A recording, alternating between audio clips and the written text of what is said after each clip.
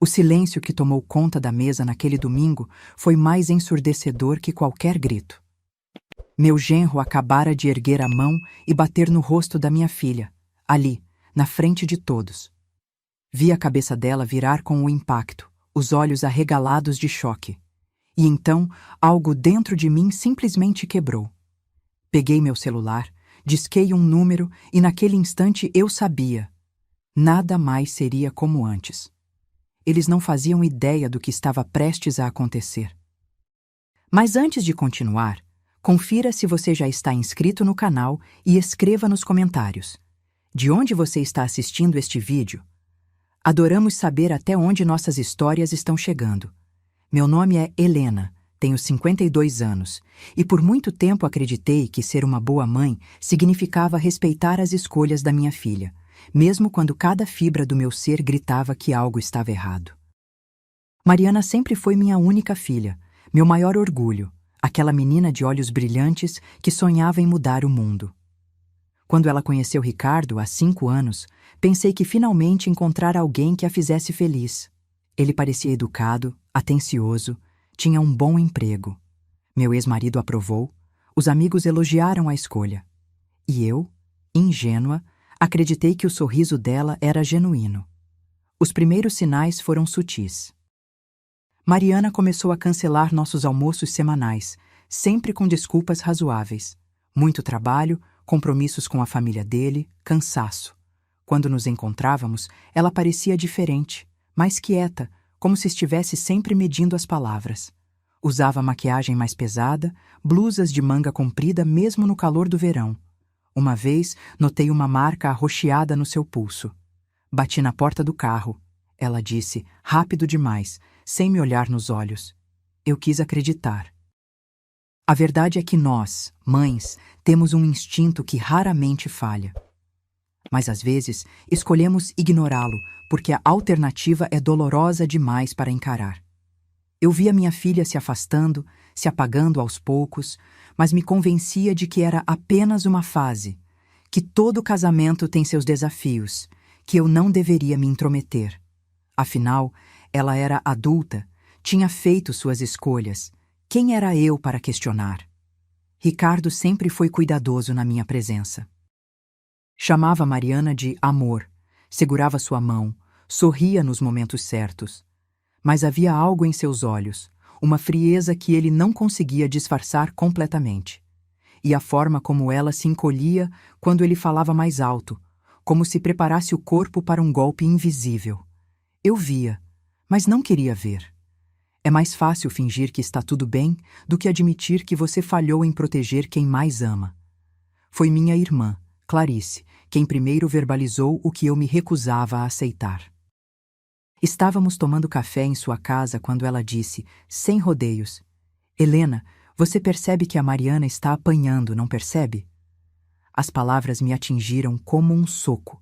Tentei negar, defender meu genro, listar todas as vezes que ele fora gentil. Clarice apenas me olhou, com aquela mistura de pena e frustração. Abra os olhos antes que seja tarde demais. Naquela noite não consegui dormir. Revivia cada encontro dos últimos meses, cada desculpa esfarrapada, cada olhar fugidio da minha filha. As peças começavam a se encaixar, formando uma imagem que eu odiava. No dia seguinte, liguei para Mariana e insisti para que viesse jantar no domingo. Precisava vê-la, conversar com ela longe dele. Mas ela disse que viria com Ricardo. Ele adora seus jantares, mãe, disse com aquela voz estranhamente alegre que não combinava com ela. O domingo chegou pesado, com um calor úmido que grudava na pele. Preparei o jantar favorito de Mariana, aquele nhoque que ela amava desde criança. A mesa estava posta, flores frescas no centro, tudo perfeito.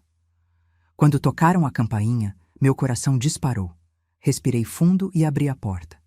Mariana estava diferente, mais magra, com olheiras profundas que a maquiagem não conseguia esconder completamente.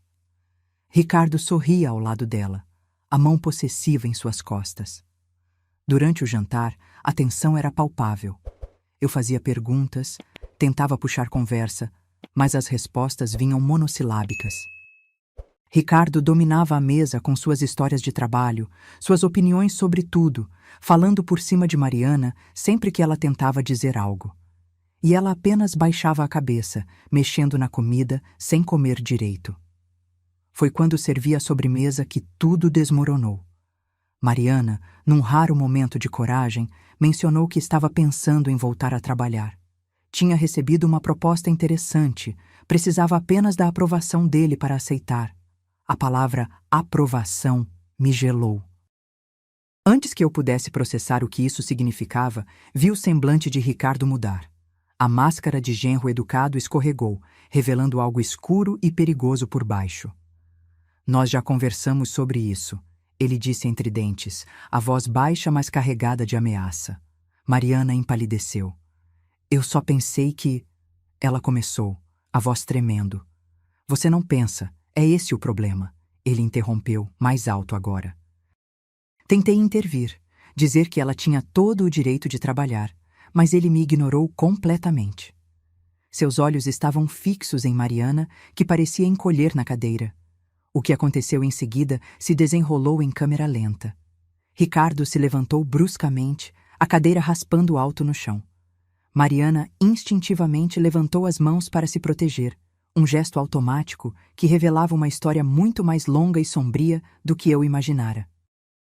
E então, sem aviso, sua mão cortou o ar e atingiu o rosto dela com um estalo seco que ecoou pela sala de jantar. O tempo parou. Minha filha ficou paralisada, a mão no rosto, os olhos arregalados de choque e humilhação. Lágrimas começaram a escorrer silenciosamente por suas bochechas. E Ricardo permaneceu ali, de pé, respirando pesadamente, como se fosse a coisa mais natural do mundo. Como se ele tivesse todo o direito de fazer aquilo. Algo dentro de mim rompeu naquele momento. Não foi raiva, não foi medo. Foi uma clareza absoluta e gelada. Levantei-me devagar, sem tirar os olhos dele. Minha mão encontrou o celular no bolso. Não disse uma palavra. Apenas disquei o número que tinha decorado anos atrás, quando trabalhava como voluntária em um abrigo para mulheres. O número da delegacia especializada. Ricardo me olhou com desdém. O que você pensa que está fazendo? Ele riu, um som cruel e arrogante. Não respondi. Apenas segurei o telefone contra o ouvido, esperando alguém atender. Mariana me olhava com uma mistura de terror e esperança que partia meu coração. Mãe, não. Ela sussurrou, mas sua voz não tinha convicção. Era apenas medo do que viria depois. Delegacia da Mulher. Uma voz profissional atendeu do outro lado da linha. Respirei fundo. Preciso relatar um caso de violência doméstica. Acabou de acontecer aqui, na minha casa. O agressor ainda está presente. Minha voz saiu firme, mais firme do que eu me sentia. Ricardo finalmente compreendeu o que eu estava fazendo. Seu rosto mudou do desdém para a fúria, depois para algo que parecia quase pânico. Você enlouqueceu? Ele gritou, dando um passo na minha direção. Mas não recuei. Continuei fornecendo meu endereço à atendente, descrevendo o que havia testemunhado. A vítima está machucada e em estado de choque. Peço que venham imediatamente. A atendente me assegurou que uma viatura estava a caminho. Quando desliguei, o silêncio na sala era absoluto. Mariana chorava baixinho, as mãos tremendo. Ricardo me olhava com um ódio tão puro que por um momento temi pelo que ele poderia fazer. Mas não importava mais. A linha havia sido cruzada e não havia volta. Você acabou de destruir essa família, ele disse, a voz vibrando de raiva contida. Não, respondi, surpreendentemente calma. Você destruiu no momento em que encostou a mão na minha filha. Fui até Mariana e a puxei para perto de mim. Ela estava tremendo dos pés à cabeça, mas não resistiu. Deixei-a encostar a cabeça no meu ombro, sentindo suas lágrimas molharem minha blusa. Está tudo bem. Sussurrei em seu ouvido. Eu estou aqui agora. Não vou deixar nada acontecer com você. Ricardo começou a andar de um lado para o outro, claramente em pânico. Pegou o celular, provavelmente pensando em ligar para alguém, pedir ajuda, inventar alguma versão dos fatos. mas já era tarde. Em menos de 10 minutos, ouvimos as sirenes se aproximando. O som mais bonito que eu já tinha escutado na minha vida. A porta da frente estava aberta quando os 2 policiais entraram, uma mulher e um homem, ambos com expressões sérias e profissionais. Ricardo imediatamente assumiu uma postura defensiva, as mãos levantadas em falso gesto de paz. Oficiais, houve um mal-entendido aqui, ele começou, a voz subitamente melíflua. Minha sogra está exagerando, foi apenas uma discussão de casal. A policial, uma mulher de cabelos curtos e olhar penetrante, ignorou-o completamente. Seus olhos foram direto para Mariana, ainda agarrada a mim, o rosto vermelho e inchado onde o tapa havia atingido. Senhora, a senhora está bem? Poderia vir aqui conversar comigo? Sua voz era gentil, mas firme. Mariana hesitou, olhando para mim em busca de aprovação. Assenti com a cabeça, encorajando-a. Foi quando minha filha se soltou do meu abraço e deu alguns passos trêmulos na direção da policial que eu realmente compreendi a extensão do medo em que ela vivia. Cada movimento era cauteloso, como se esperasse ser atacada a qualquer momento. Seus olhos se desviavam instintivamente para Ricardo, verificando sua reação. E ele a observava com aquele olhar que eu agora reconhecia pelo que realmente era: controle absoluto através do terror. A policial levou Mariana para um canto da sala, longe de Ricardo. O outro oficial se posicionou entre ele e nós, uma barreira física que finalmente permitia que minha filha respirasse. Eu podia ouvir fragmentos da conversa, a voz suave da policial fazendo perguntas cuidadosas, a voz quebrada de Mariana respondendo em sussurros. Há quanto tempo isso acontece? Ele já bateu em você antes? Você tem para onde ir? Ricardo tentou se aproximar, interromper, mas o policial o deteve com um gesto firme. Senhor, preciso que fique aqui. A frustração era visível no rosto dele. Aquela raiva de quem está perdendo o controle sobre uma situação. Ele me lançou um olhar envenenado. Você vai se arrepender disso, ele sibilou baixinho, só para eu ouvir. Vai destruir a vida dela. Ela não vai sobreviver sem mim. As palavras me atingiram, mas não da forma que ele esperava. Porque naquele momento eu entendi perfeitamente o jogo que ele havia jogado durante todos esses anos. Não era apenas sobre violência física. Era sobre fazer minha filha acreditar que era inútil, incapaz, que precisava dele para sobreviver. Era sobre destruir sua autoestima tão completamente que ela nem sequer pensasse em sair. Depois do que pareceram horas, mas foram apenas minutos, a policial voltou com Mariana. Sua expressão era grave. Senhor Ricardo Silva, ela disse formalmente, o senhor está preso por agressão física e violência doméstica. Tem o direito de permanecer calado. As palavras oficiais continuaram, mas eu mal as ouvia. Estava focada em Mariana, que chorava silenciosamente, uma mão ainda no rosto, onde a marca vermelha começava a ficar roxa. Ricardo explodiu. Isso é ridículo! Foi só um tapa! Ela estava sendo histérica. Eu apenas tentei acalmá-la. Sua voz subiu uma oitava, revelando o desespero por baixo da arrogância. Vocês não podem me prender por isso. Ela é minha esposa. A forma como ele disse minha esposa, como se Mariana fosse uma propriedade, um objeto que ele tinha direito de disciplinar, me deixou nauseada. O policial não perdeu tempo com discussões. Aproximou-se com as algemas, e pela primeira vez vi verdadeiro medo no rosto de Ricardo. Ele tentou recuar, mas estava encurralado. Não, espera, vamos conversar sobre isso, ele implorou, toda a arrogância evaporada. Eu não vou fazer isso de novo, eu juro. Foi um momento de fraqueza. Por favor, Mariana, diz para eles que foi um acidente. Minha filha ficou em silêncio. As lágrimas continuavam caindo, mas ela não disse uma palavra em defesa dele.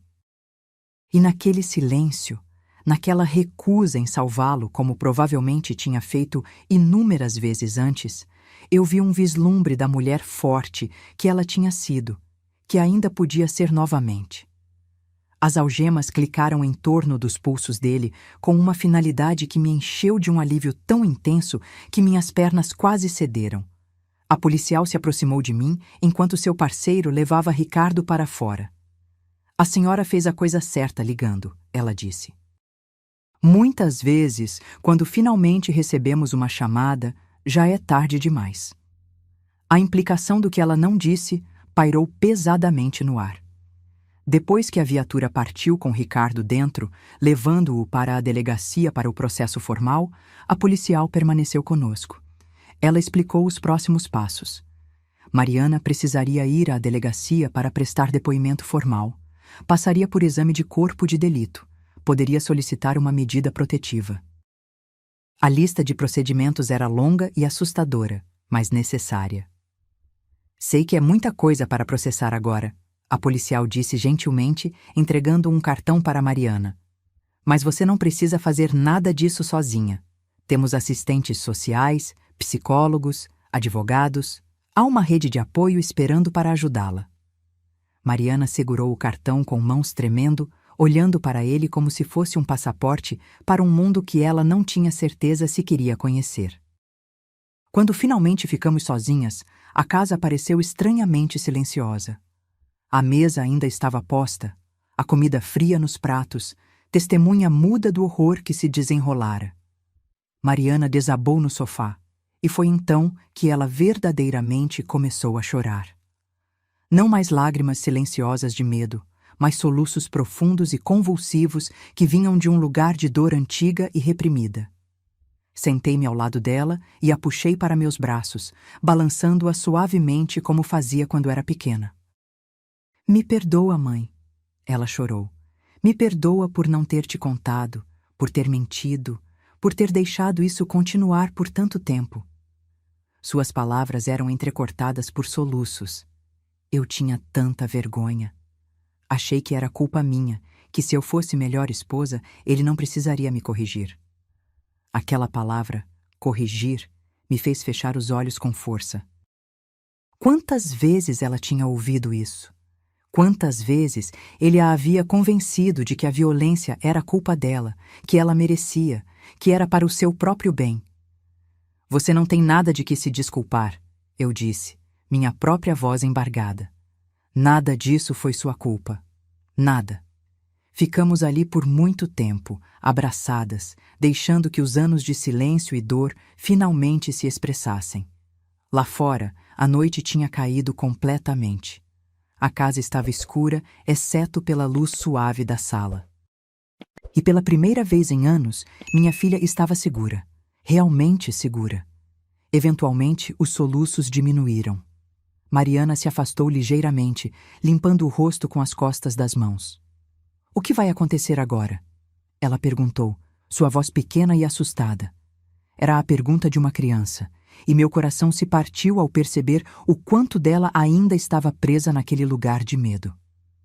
Agora, eu disse, segurando seu rosto com cuidado, evitando o lado machucado. Você vai ficar aqui comigo. Vamos cuidar de você, fazer tudo do jeito certo, passo a passo. Amanhã, vamos à delegacia, você vai prestar seu depoimento.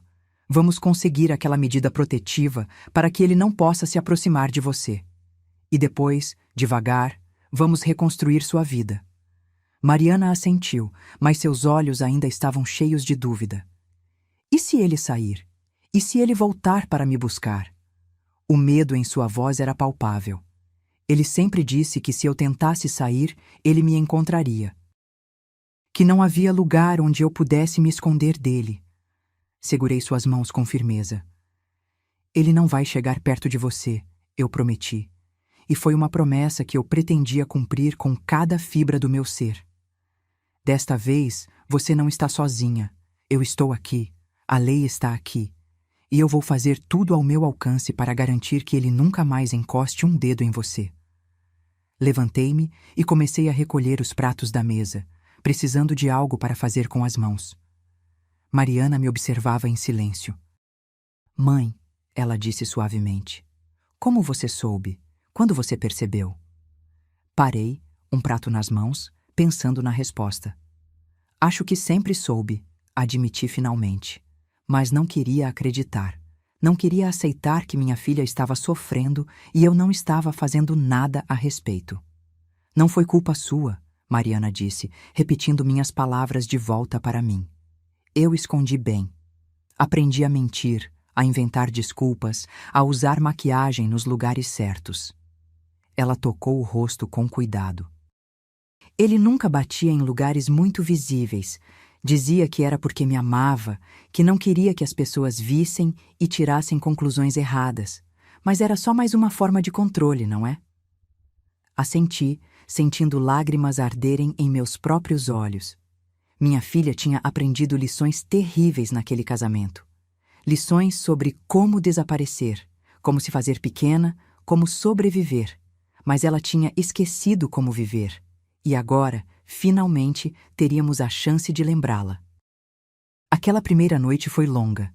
Mariana não conseguia dormir, acordando a cada ruído com o coração disparado, verificando as portas e janelas obsessivamente. Eu preparei o quarto de hóspedes para ela, o mesmo quarto que tinha sido seu na adolescência, mas ela me pediu para dormir comigo. Só por hoje, ela disse, envergonhada. Eu só não quero estar sozinha. Claro que concordei. Deitamos lado a lado na escuridão e aos poucos ela começou a falar. As palavras saíam aos poucos, tropeçando umas nas outras, como se tivessem ficado presas por tempo demais. Ela me contou sobre a primeira vez que ele a empurrou, 6 meses após o casamento. Como ele chorou depois, implorou perdão, jurou que nunca mais aconteceria. Como ela acreditou porque queria acreditar. Contou sobre as vezes seguintes, que foram ficando mais frequentes, mais violentas. Como ele começou a controlar cada aspecto da vida dela. Onde ia, com quem falava, o que vestia. Como ele a convenceu a pedir demissão do emprego que amava, dizendo que uma boa esposa deveria cuidar da casa. Como isolou ela de amigas, uma por uma, sempre encontrando motivos pelos quais elas eram más influências. Ele fazia tudo parecer razoável. Mariana sussurrou na escuridão. Sempre tinha uma explicação, uma justificativa. E quando eu questionava, quando tentava dizer que não estava feliz, ele virava à mesa. Dizia que eu era ingrata, que ele fazia tudo por mim e eu não sabia valorizar. E eu começava a acreditar. Começava a pensar que talvez ele estivesse certo, que o problema era eu. Ouvi em silêncio, meu coração se despedaçando a cada palavra. Como tinha sido cega por tanto tempo. Como não tinha visto os sinais. Mas sabia a resposta. Porque ele era cuidadoso, calculista.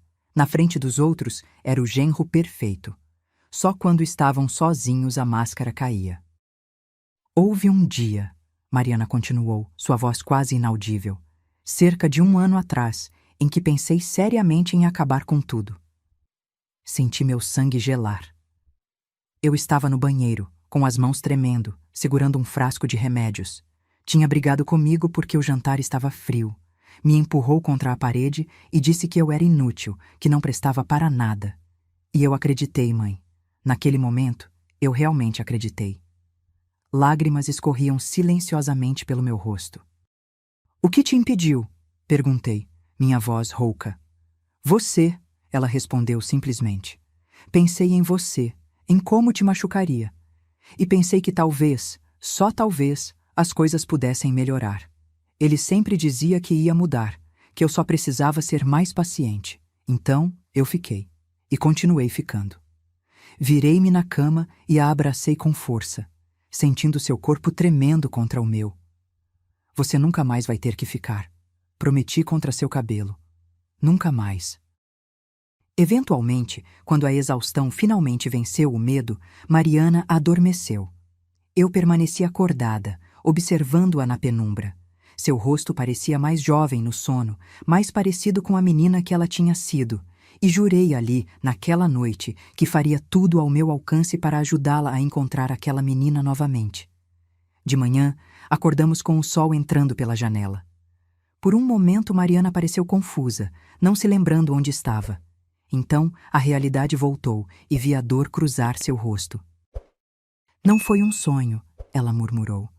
Não, confirmei suavemente. Mas também não foi um pesadelo. Foi o começo de algo novo. Tomamos café em silêncio. Eu não tinha certeza do que dizer, como preencher o espaço entre nós com algo além de palavras vazias de conforto. Mariana mexia no café distraidamente, sem realmente bebê-lo. Seu telefone, que ela tinha deixado na sala na noite anterior, começou a tocar insistentemente. Fui buscá-lo e vi o nome dele na tela. Dezenas de chamadas perdidas, mensagens de texto se acumulando. Levei o telefone para Mariana e juntas lemos algumas mensagens. Começavam com raiva. Como você ousa fazer isso comigo? Você vai se arrepender. Depois mudavam para súplica. Por favor, amor, eu preciso de você. Eu prometo que vai ser diferente dessa vez. E finalmente ameaças veladas. Você sabe o que acontece quando me desafia. Mariana ficou pálida lendo. Ele sabe onde me encontrar, ela disse, o pânico subindo em sua voz. Ele vai vir aqui. Eu sei que vai. Segurei suas mãos firmemente. Ele não pode vir aqui. Ele foi preso ontem, lembra? E hoje vamos conseguir aquela medida protetiva. Se ele tentar se aproximar de você, vai voltar direto para a cadeia. Mas mesmo enquanto dizia as palavras, uma parte de mim compartilhava seu medo. Homens como Ricardo não desistem facilmente. Eles veem suas parceiras como propriedade e não toleram perder controle. Eu sabia que tínhamos que ser cuidadosas, estar preparadas. Ligamos para a delegacia e descobrimos que Ricardo tinha sido liberado na fiança de madrugada. Meu estômago se revirou com a notícia. Mas há uma audiência marcada para depois de amanhã. A atendente nos informou. E vocês podem solicitar a medida protetiva hoje mesmo. Precisam vir à delegacia para fazer o pedido formal. Mariana estava em pânico. Ele está solto, ela repetia, andando de um lado para o outro. Ele está lá fora e ele sabe onde estou. Mãe, ele vai vir. Eu sei que vai. Tentei acalmá-la, mas também estava assustada. Verifiquei todas as portas e janelas, certificando-me de que estavam trancadas. Liguei para Clarice e expliquei a situação. Ela prometeu vir ficar conosco. Enquanto esperávamos, Mariana se encolheu no sofá, abraçando um travesseiro, os olhos fixos na porta da frente. Cada ruído a fazia pular. Cada carro que passava na rua era uma ameaça potencial. Eu me sentia impotente, frustrada. Tinha feito a coisa certa ao chamar a polícia, mas agora ele estava solto e minha filha vivia em terror. Clarice chegou 1 hora depois com seu marido, Paulo. Eles trouxeram uma tranca extra para a porta e câmeras de segurança simples que Paulo começou a instalar imediatamente. Enquanto a medida protetiva não sair, é melhor estar preparadas, ele disse, seu rosto sério. Agradeci com um nó na garganta. À tarde, fomos à delegacia. Mariana se recusou a sair do carro inicialmente, seus olhos vasculhando a rua em busca dele. E se ele estiver aqui? Ela sussurrou. E se ele estiver esperando? Clarice segurou sua mão. Então ele vai ser preso novamente por violar os termos da fiança. Vamos, querida. Quanto mais rápido fizermos isso, mais rápido você estará protegida. Dentro da delegacia, uma assistente social nos recebeu. Era uma mulher de meia-idade com olhos gentis e uma postura que inspirava confiança. Ela levou Mariana para uma sala privada e eu esperei do lado de fora, roendo as unhas ansiosamente. Demorou quase 2 horas. Quando Mariana finalmente saiu, seus olhos estavam vermelhos de tanto chorar, mas havia algo diferente em sua expressão. Uma determinação frágil, mas presente. Ela me mostrou fotos, Mariana disse no caminho de volta para casa. Fotos de outras mulheres que passaram pela mesma coisa. Algumas conseguiram sair, estão reconstruindo suas vidas. Outras... Ela parou, engolindo em seco. Outras não tiveram tanta sorte. Não precisei perguntar o que aconteceu com aquelas outras. Todas sabíamos as estatísticas, os números horríveis de mulheres mortas por parceiros ou ex-parceiros. Mas eu vou ser uma das que sai, Mariana disse, mais para si mesma do que para nós. Eu tenho que ser. E pela primeira vez desde que tudo começara, ouvi um vislumbre da minha filha guerreira, aquela que não se deixava abater. Ela ainda estava lá, enterrada sob camadas de trauma e medo, mas ainda viva. A medida protetiva foi aprovada em caráter de urgência. Ricardo estava proibido de se aproximar de Mariana a menos de 500 metros, proibido de contatá-la por qualquer meio, proibido até mesmo de tentar comunicação através de terceiros. A violação de qualquer dessas condições resultaria em prisão imediata. Quando recebemos o documento oficial, senti um alívio enorme, como se finalmente tivéssemos uma arma para nos defender. Mas Mariana parecia menos aliviada. É só um papel, ela disse, olhando para o documento. Ele não vai se importar com um papel. Ele nunca se importou com regras. E tinha razão em estar preocupada. Naquela mesma noite, recebemos a primeira ligação de um número desconhecido. Atendi cautelosamente. Silêncio do outro lado, apenas respiração pesada. Depois, sua voz. Deixa eu falar com ela. Você está violando a medida protetiva, respondi, tentando manter minha voz firme. Esta ligação está sendo gravada e será usada contra você. Mentira, não estava gravando, mas ele não precisava saber. Houve um momento de silêncio, depois ele desligou. Meu coração batia acelerado. Imediatamente liguei para a delegacia e relatei a violação.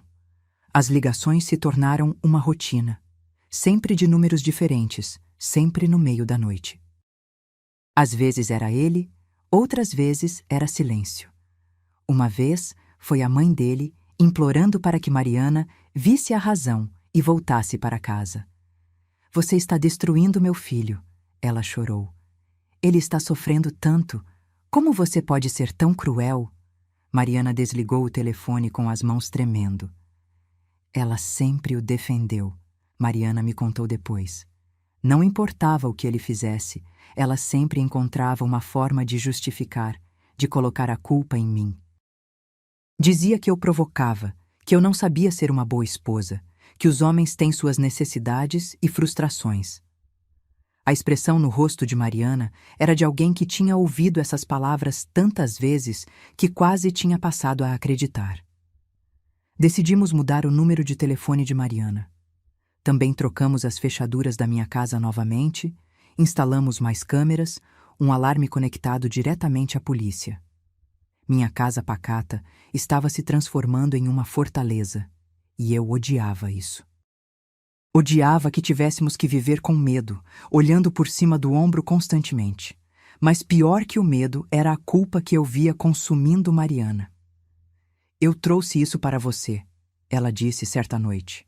Coloquei você em perigo por causa das minhas escolhas erradas. Sentei-me ao lado dela e segurei seu rosto entre minhas mãos.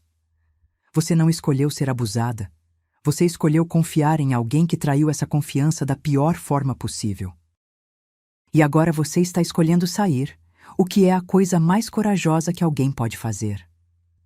A audiência de Ricardo estava marcada para uma quinta-feira. Passamos os dias anteriores em ansiedade crescente. Mariana mal dormia, mal comia. Tinha perdido peso, sua roupa ficando frouxa em um corpo que já estava muito magro. Eu cozinhava seus pratos favoritos, tentava incentivá-la a comer, mas ela apenas beliscava a comida distraidamente. Na noite anterior à audiência, tivemos uma longa conversa. Eu tenho que estar lá? Mariana perguntou, sua voz pequena. Tenho que vê-lo? A assistente social havia explicado que sua presença não era obrigatória, mas seria útil para o caso. Só se você se sentir capaz, respondi. Ninguém vai forçá-la a fazer nada. Mariana ficou em silêncio por um longo momento. Eu quero estar lá, ela disse finalmente. Eu preciso olhar para ele e não ter medo. Preciso provar para mim mesma que ele não tem mais poder sobre mim. Sua voz tremia, mas havia determinação ali. Mas só se você for comigo. Não sairia do seu lado nem que me pagassem, assegurei. E era verdade. Tinha me tornado a sombra de Mariana, sua guarda-costas, sua âncora. Eu sabia que não era saudável, que eventualmente ela precisaria recuperar sua independência, mas por enquanto era o que ambas precisávamos. O tribunal era um prédio cinza e imponente que parecia projetado para intimidar. Mariana agarrou minha mão com tanta força que meus dedos ficaram brancos. Subimos as escadas devagar, cada passo custando um esforço visível. A assistente social nos encontrou na entrada, nos guiando através dos corredores até a sala de audiências. Chegamos cedo, mas Ricardo já estava lá com seu advogado. Ele nos viu entrar e seus olhos se estreitaram. Tentou se aproximar, mas o oficial de justiça o impediu, apontando para a medida protetiva. Vi frustração cruzar seu rosto, seguida por algo que parecia quase desespero. Bom, pensei sem pena, que ele sinta 1/10 do medo que impôs à minha filha. A audiência começou com o juiz revisando os fatos do caso. Ouvir tudo relatado em linguagem jurídica fria tornava ainda mais surreal. O réu agrediu fisicamente a vítima, sua esposa, na presença de testemunha. Como se fosse apenas mais um caso nos autos, mais um número. Mas para nós era tudo. O advogado de Ricardo tentou minimizar, argumentar que tinha sido um incidente isolado, produto de estresse e desentendimento conjugal. Meu cliente profundamente se arrepende de suas ações e está comprometido em buscar ajuda para controlar seu temperamento. As palavras soavam ensaiadas, vazias. O juiz não parecia impressionado. Então foi a vez de Mariana testemunhar. Vi o pânico em seus olhos quando chamaram seu nome. Apertei sua mão uma última vez antes que ela se levantasse. Suas pernas tremiam visivelmente enquanto caminhava até a frente. O juiz a olhou com gentileza. Respire fundo, jovem. Sei que é difícil, mas preciso que me conte, com suas próprias palavras, o que aconteceu. Mariana começou com voz trêmula, descrevendo o jantar, a discussão, o tapa. Mas então, incentivada pelas perguntas cuidadosas do promotor, ela começou a contar mais. Contou sobre os anos de abuso, as ameaças, o controle. Sua voz foi ficando mais firme à medida que falava, como se cada palavra a libertasse um pouco mais. Ricardo tentou interromper várias vezes, negando, argumentando, mas foi silenciado pelo juiz. Terá sua chance de falar, Sr. Silva. Por enquanto, deixe a testemunha terminar. E Mariana terminou. Contou tudo, cada humilhação, cada golpe, cada ameaça. Quando finalmente sentou-se novamente ao meu lado, estava pálida, mas aliviada. Tinha feito a parte mais difícil. A decisão do juiz foi rápida e definitiva. Ricardo seria processado criminalmente pelos abusos, enfrentando possível prisão. A medida protetiva seria mantida e estendida. Ele estava proibido de qualquer contato com Mariana por tempo indeterminado. Este tribunal não tolera violência doméstica, o juiz declarou severamente. E o senhor demonstrou um padrão de comportamento abusivo que representa perigo claro e presente à vítima. Saímos do tribunal atordoadas. Tinha sido muito mais rápido do que esperávamos, muito mais definitivo. Acabou, Mariana sussurrou, como se não pudesse acreditar. Realmente acabou? Não completamente, admiti. Ainda tem o julgamento criminal, ele ainda pode tentar contato. Mas é um passo enorme, um passo na direção certa. Naquela noite, pela primeira vez em semanas, Mariana dormiu sem acordar aos gritos.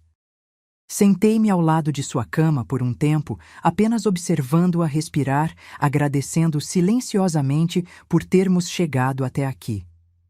O caminho à frente ainda era longo e cheio de obstáculos, mas pelo menos agora estávamos caminhando na direção da luz.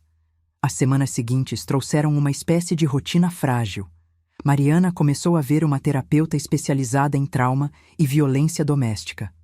As sessões eram difíceis. Frequentemente a deixavam exausta e emotiva, mas também estavam ajudando.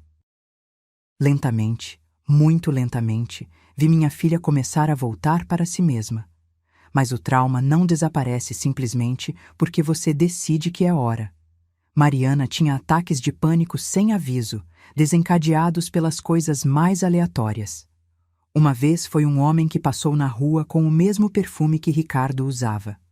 Outra vez foi uma música no rádio que costumava tocar no casamento deles. Ela entrou em colapso, hiperventilando, convencida de que ele estava por perto. Aprendi a reconhecer os sinais, a ajudá-la através dos episódios. Olhe para mim, eu dizia, segurando seu rosto. Respire comigo. Você está segura. Ele não está aqui. Você está segura comigo. E lentamente, sua respiração se acalmava.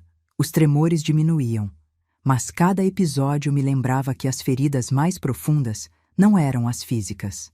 O processo criminal contra Ricardo avançava dolorosamente devagar. Audiências eram adiadas, papelada se acumulava, advogados discutiam detalhes técnicos. A burocracia da justiça era frustrante e exaustiva. Mas o promotor era dedicado, nos mantinha informadas de cada desenvolvimento. Esses casos levam tempo, ele nos disse, mas temos um caso forte. As evidências são sólidas. Enquanto isso, Ricardo estava cumprindo os termos de sua fiança, mas deixava claro sua presença através de métodos indiretos. Um dia, uma conhecida mutual comentou casualmente que o tinha visto no supermercado. Ele perguntou por você, ela disse a Mariana inocentemente. Parecia tão triste, tão arrependido. Será que vocês não deveriam tentar conversar? Mariana ficou pálida. Eu intervim antes que ela tivesse que responder. Há uma ordem judicial impedindo qualquer contato, expliquei firmemente. E apreciaríamos se você não passasse informações sobre Mariana para ele. A mulher pareceu ofendida, murmurando algo sobre querer apenas ajudar, mas se afastou. Depois ela partiu. Mariana desabou. Sempre tem alguém defendendo ele, ela disse amargamente. Sempre alguém dizendo que eu deveria dar outra chance, que ele não parecia tão ruim, que todo casamento tem problemas. Como se eu não tivesse tentado. Como se eu não tivesse dado centenas de chances. Era verdade. A cultura que culpabiliza as vítimas estava viva e bem, mesmo em nosso pequeno círculo. Pessoas que nunca tinham vivenciado abuso simplesmente não entendiam. Não conseguiam compreender por que Mariana não tinha simplesmente saído antes. Como se fosse simples. Como se o medo, o controle, o trauma não fossem grilhões tão reais quanto os físicos. Mas também havia apoio inesperado. Antigas amigas de Mariana, aquelas que Ricardo tinha lentamente afastado dela, começaram a reaparecer. Uma por uma, elas ligavam, mandavam mensagens, pedindo para vê-la. E quando finalmente se encontravam, a história era sempre similar. Eu sabia que algo estava errado, elas diziam, mas não sabia como ajudar. Você se afastou tanto. Mariana chorava nesses encontros, pedindo desculpas por tê-las deixado ir, por ter acreditado quando Ricardo dizia que elas eram más influências. E suas amigas a abraçavam, assegurando que não havia nada a perdoar, apenas celebração por tê-la de volta. Era bonito e doloroso assistir, ver minha filha reconectando-se com pedaços de si mesma que ela tinha sido forçada a abandonar. 3 meses após aquele jantar fatídico, Mariana finalmente entrou no apartamento que tinha compartilhado com Ricardo. Ela precisava buscar suas coisas pessoais, documentos, roupas. A polícia mandou um oficial para acompanhá-la, garantir sua segurança. Eu também fui, é claro, incapaz de deixá-la enfrentar aquele lugar sozinha. A porta se abriu para um apartamento estranho. Estava impecavelmente limpo, tudo em seu lugar, como se ninguém vivesse ali, ou como se alguém estivesse tentando manter aparências. Mariana ficou parada na entrada por um longo momento, seu corpo tenso como uma corda esticada demais. Eu morei aqui por 4 anos, ela sussurrou. Como pode parecer tão estranho agora? Andamos através dos cômodos e Mariana apontava coisas, contando histórias. Foi aqui que ele me empurrou contra a parede pela primeira vez. Neste quarto, que ele trancou a porta e não me deixou sair por horas. nesta cozinha onde ele jogou um prato perto da minha cabeça. Cada espaço tinha suas memórias de terror, e ouvi-las todas juntas era arrasador. Mas o mais perturbador foi o quarto. Na cômoda havia uma foto de casamento deles, lindamente emoldurada. Mariana jovem e radiante, Ricardo ao lado dela parecendo o noivo perfeito. Eu era tão feliz naquele dia, Mariana disse pegando a foto. Achei que tinha encontrado meu conto de fadas. Como eu estava enganada. Ela virou a foto de cabeça para baixo na cômoda e começou a empacotar suas coisas. Roupas, livros, algumas lembranças de família. Não levou muito, deixou para trás a maioria das coisas que tinham comprado juntos. Não quero nada que me lembre dele, ela explicou. Entendi perfeitamente. Quando estávamos quase terminando, escutamos uma chave na fechadura. Meu coração parou. O oficial imediatamente se posicionou na frente de nós, a mão no coldre. A porta se abriu e Ricardo entrou. Ele parou abruptamente ao nos ver, surpresa e raiva competindo em seu rosto. "O que vocês estão fazendo aqui?" ele exigiu, dando um passo para dentro. O oficial ergueu a mão. "Senhor Silva, há uma ordem judicial impedindo sua aproximação. Preciso que saia imediatamente ou serei forçado a prendê-lo." Ricardo nos olhou por cima do ombro do oficial, seus olhos fixos em Mariana. "Precisamos conversar", ele disse, ignorando completamente o policial.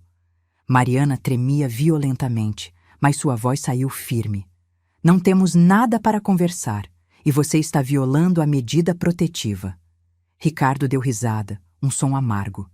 "Medida protetiva, como se eu fosse machucá-la." "Eu a amo, por Deus. Tudo que eu fiz foi porque a amo." "Amor não machuca", Mariana respondeu.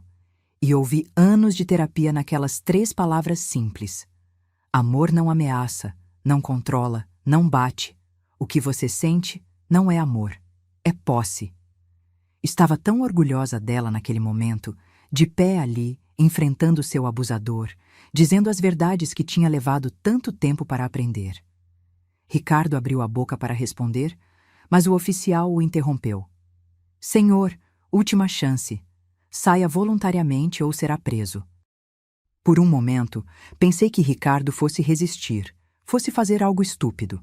Mas, finalmente, com um último olhar carregado de ódio, ele recuou. "Isso não acabou", ele disse, mas soou como desespero mais que ameaça. A porta se fechou atrás dele. Mariana desabou no chão, os joelhos cedendo. Ajoelhei-me ao lado dela, puxando-a para meus braços. "Você foi tão corajosa", sussurrei. Tão corajosa." Ela chorou contra meu ombro, anos de dor e medo finalmente encontrando liberação. E quando finalmente paramos de chorar, juntamos as últimas coisas e saímos daquele apartamento pela última vez. O incidente no apartamento resultou em Ricardo ter sua fiança revogada. A violação flagrante da medida protetiva, testemunhada por um oficial de polícia, foi a gota d'água. Ele foi preso novamente, desta vez sem possibilidade de liberdade até o julgamento.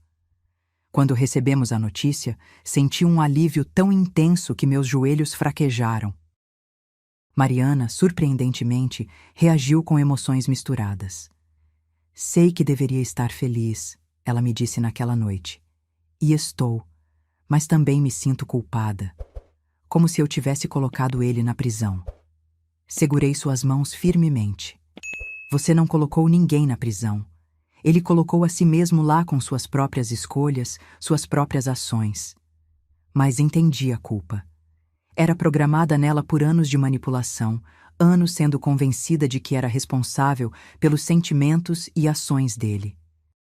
Desfazer esse condicionamento levaria tempo, talvez anos, mas estávamos trabalhando nisso, sessão de terapia por sessão de terapia, dia por dia.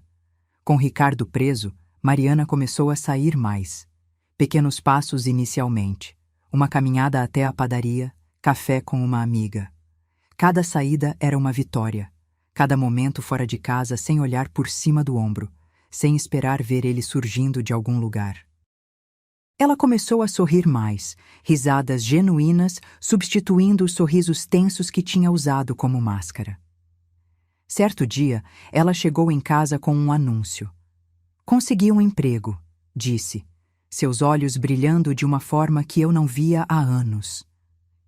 Meio período, nada grande, mas é meu, algo que é só meu. Abracei-a com força, orgulho e alegria inundando meu peito. Era mais que um emprego. Era independência, era reconstrução, era vida.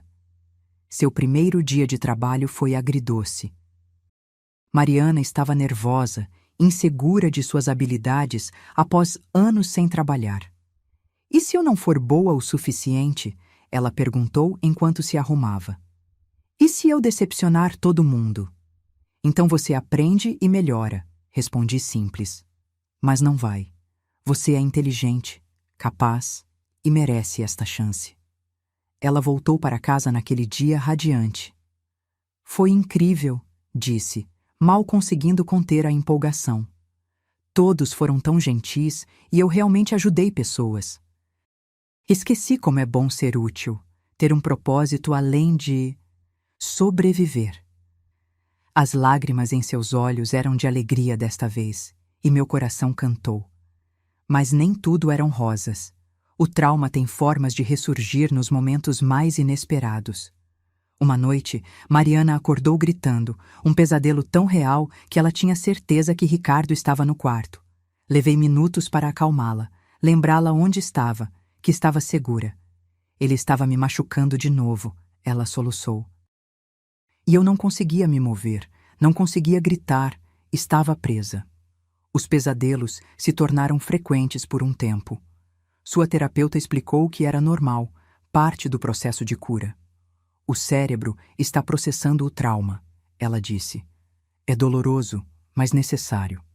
Ainda assim, era difícil assistir Mariana lutar contra seus demônios internos, sabendo que não podia fazer nada além de estar presente. O julgamento criminal finalmente teve uma data marcada, 6 meses após aquele jantar fatídico. Mariana estava apavorada. Vou ter que vê-lo de novo, ela disse. Contar tudo de novo para uma sala cheia de estranhos julgando cada palavra. Sim, seria difícil, mas também seria catártico, o promotor nos assegurou. É sua chance de ser ouvida oficialmente, de fazer suas experiências parte do registro público. Passamos as semanas antes do julgamento nos preparando. O promotor ensaiou as perguntas com Mariana, preparando-a para o que o advogado de defesa poderia perguntar. Ele vai tentar desacreditá-la, ele avisou.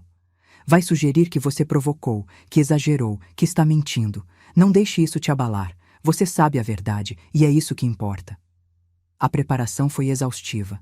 Cada sessão deixava Mariana esgotada, revivendo traumas, antecipando confrontações. Mas ela perseverou. Preciso fazer isso, ela dizia sempre que eu sugeria uma pausa. Preciso terminar o que começamos naquela noite no jantar. Preciso vê-lo responsabilizado. A noite antes do julgamento, não dormimos. Ficamos sentadas na cozinha, bebendo chá, conversando sobre tudo e nada.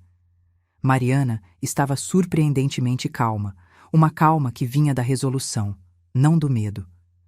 Não importa o que aconteça amanhã, ela disse. Eu já venci.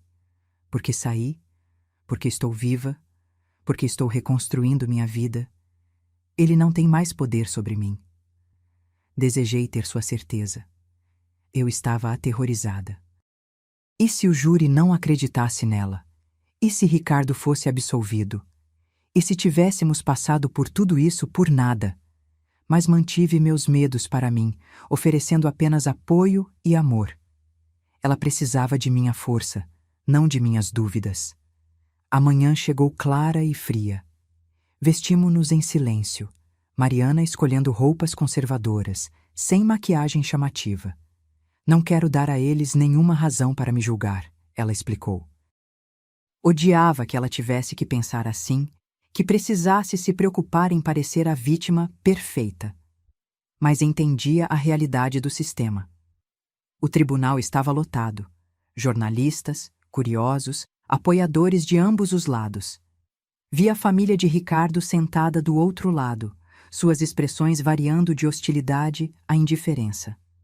A mãe dele, em particular, nos olhava com ódio puro. Segurei a mão de Mariana mais apertado, formando uma barreira contra aqueles olhares.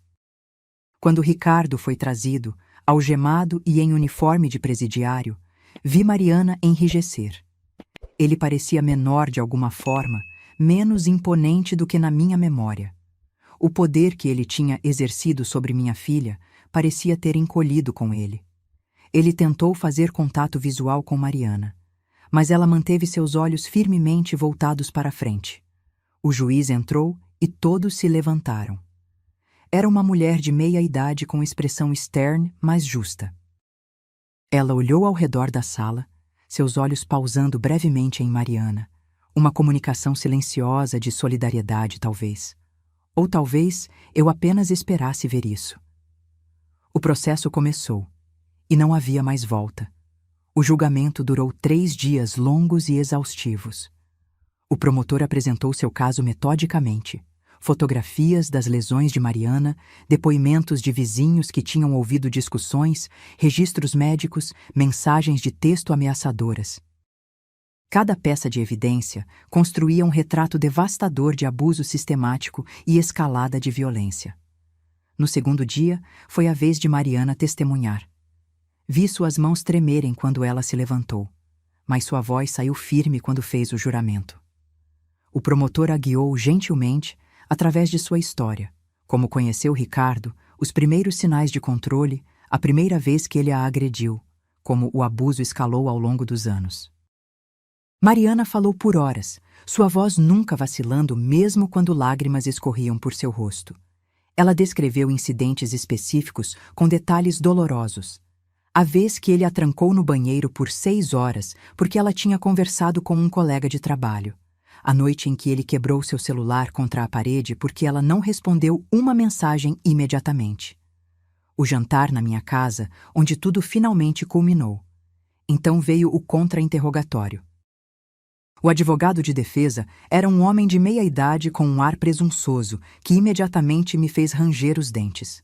Ele circulou Mariana como um predador, sua voz melosa, mas com bordas afiadas. Senhora Silva, não é verdade que você frequentemente provocava meu cliente? Que usava palavras que sabia que o irritariam? Mariana manteve-se firme. Expressar minha opinião não é provocação, ela respondeu calmamente. E mesmo que fosse, nada que eu dissesse justificaria violência. O advogado mudou de tática, sugerindo que ela tinha exagerado, que os hematomas poderiam ter vindo de quedas acidentais. Mariana apenas o olhou. Eu sei o que aconteceu comigo, ela disse, e nenhuma quantidade de insinuações vai mudar isso. Fiquei tão orgulhosa dela naquele momento. A mulher insegura e aterrorizada de meses atrás tinha se tornado essa pessoa forte, recusando-se a ser intimidada ou manipulada. Ela tinha encontrado sua voz e ninguém, absolutamente ninguém, ia silenciá-la novamente.